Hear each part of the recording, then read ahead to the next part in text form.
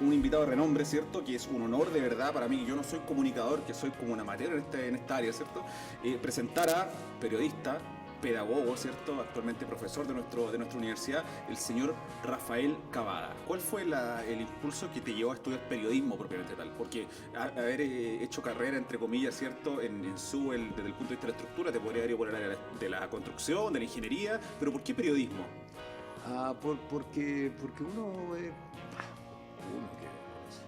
porque yo era muy inquieto y suponía que el periodismo era una carrera donde uno podía desarrollarse en muchas áreas. No estar todo el tiempo en un solo lugar haciendo la misma cosa. Y además tenía un poco de todo, de comunicación, de cine, de libros. Yo siempre pensé en mí mismo como un periodista de prensa escrita. Llegué a la televisión por un mero accidente, un descuido de TVN.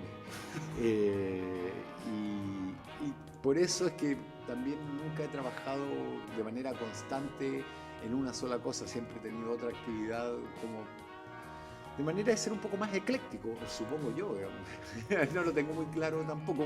Yo estudié periodismo por descarte. Por descarte, pero, ya, entonces después tú estudiaste periodismo y ingresaste a TVN. Ingresé a TVN. Pero que tú querías ingresar al diario en este caso. O sea, de partida yo ingresé a TVN porque necesitaban con urgencia un periodista que se levantara a las 4 de la mañana y no había muchos voluntarios.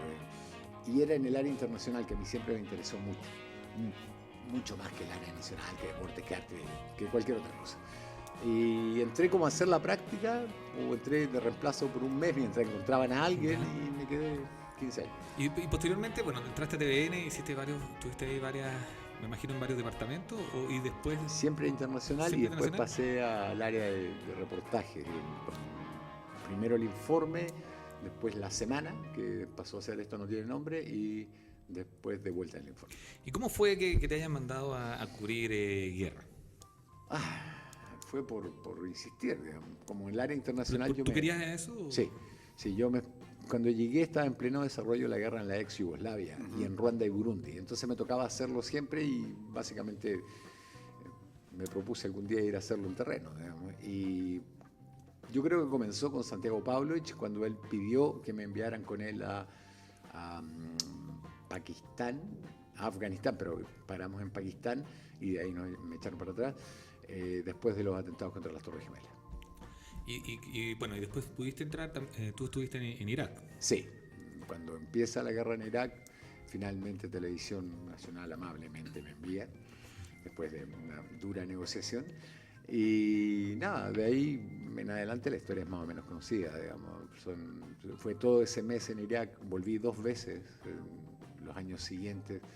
Estuve en Israel, en el Líbano, en Gaza, en el desastre del sudeste asiático, en Colombia, y básicamente en todos los lugares donde dejaron de funcionar los cajeros automáticos. Me acuerdo una imagen tuya cubriendo una guerra.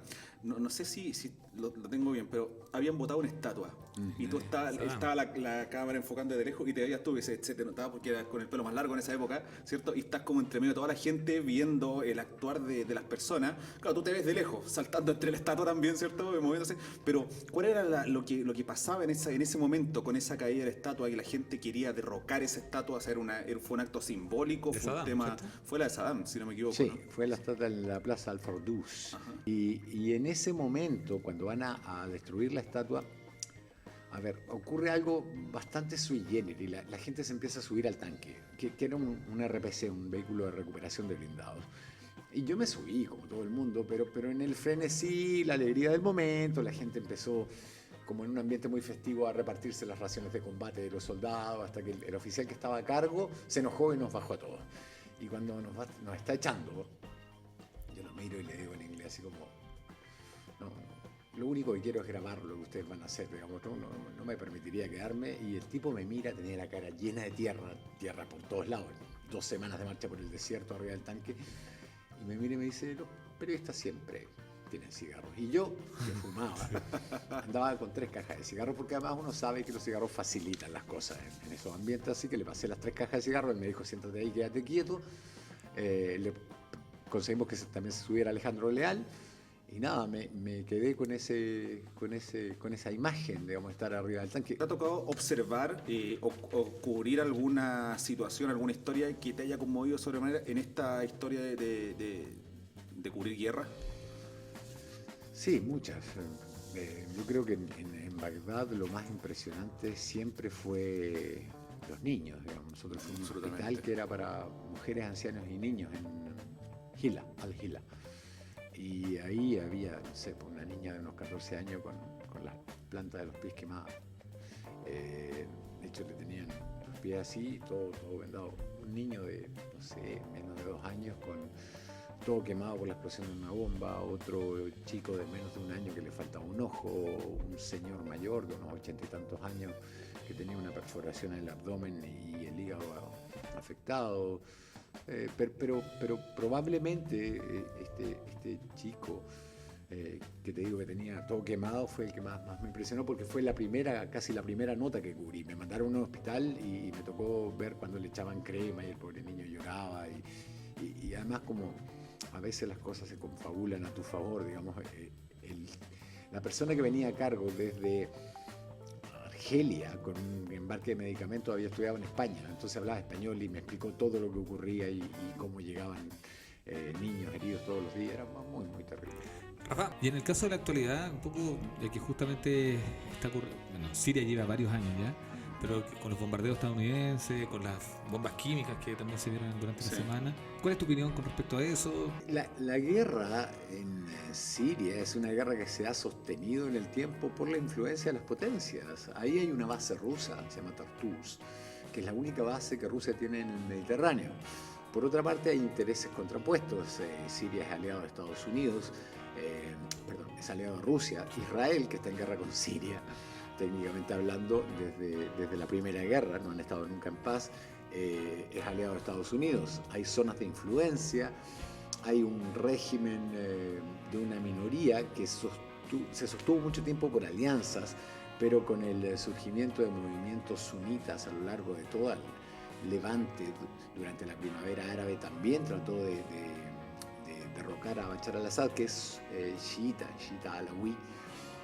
Y eso se ha convertido en una guerra sectaria entre sunitas, chiitas y una veintena de grupos, entre los cuales solo figuran al-Nusra, que es Al-Qaeda, y el Estado Islámico, y otros 2 docenas de grupos que cambian de bando constantemente. Mercenarios prácticamente. Y que además depende de la alianza temporal. A veces para transportar el petróleo hacia alguna parte de los campos del Estado Islámico, que vienen de Irak, básicamente lo transportan por ahí hacia Turquía y tienen que aliarse con unos. Es un negocio, la guerra es un tremendo negocio, además, donde se mezclan ganancias que depende de qué día quién te ayuda. Como Estados Unidos, Arabia Saudí y los Emiratos Árabes Unidos apoyan a los sunitas, mientras que Irán y el Líbano apoyan a los chiitas, esto es una guerra de connotaciones regionales. Y claro, todos metidos ahí en este pastel, poniendo sus propios ingredientes, ha hecho que la guerra continúe. Y claro, hoy día todo el mundo habla de los pobres civiles que se han estado matando durante 4 años y que nadie ha ganado. ¿Será como que Estados Unidos vendría siendo el humano que coloca a los 2 perros chicos a pegarse en los hocicos hasta que se empiezan a pelear? Es peor, digamos, es peor porque mientras los regímenes dictatoriales de Oriente fueron serviles a uno de los 2 grandes potencias durante la Guerra Fría, nadie discutió sobre los derechos humanos. De hecho, no hay muchos alegatos sobre los derechos humanos en Arabia Saudí, por poner un ejemplo, porque es aliado de Estados Unidos.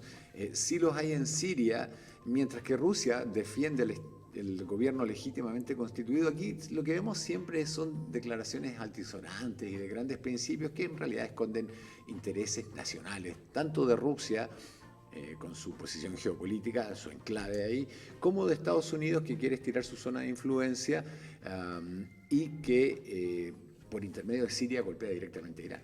Y en este caso, el presidente de Estados Unidos, ¿cuál es tu opinión de Donald Trump? Con confianza, saca... Donald Trump es un hombre que no está capacitado para ese cargo. Es así de simple. Es una persona que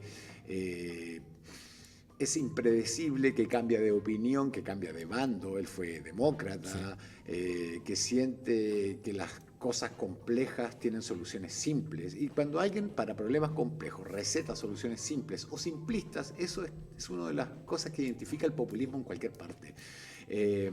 Probablemente este ataque le sirva mucho para mejorar su popularidad dentro de Estados Unidos y para frenar un poco las investigaciones de su relación con Rusia. Pero no otorgan ninguna calma sobre el futuro de la región, que es un verdadero polvorín.